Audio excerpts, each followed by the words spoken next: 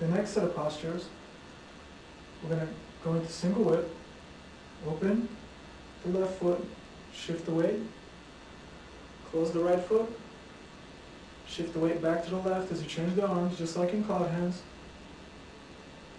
Turn the hips. Left hand comes up to face the chest, right hand turns to a crane's beak. Step out, single whip. Let's try that one more time. It's the same transition that we had in the short form. Open. Transition is just like cloud hands. Turn the body into a cat stance. Step out into single whip. From here, we're going to go into raise hands. Shift the weight back. Turn the front foot 45 degrees. Okay?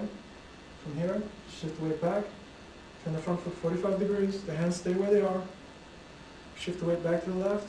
The right hand opens up, comes down to the hip, and comes up as you step into a monkey stance. Raise hands. Let's try that one more time.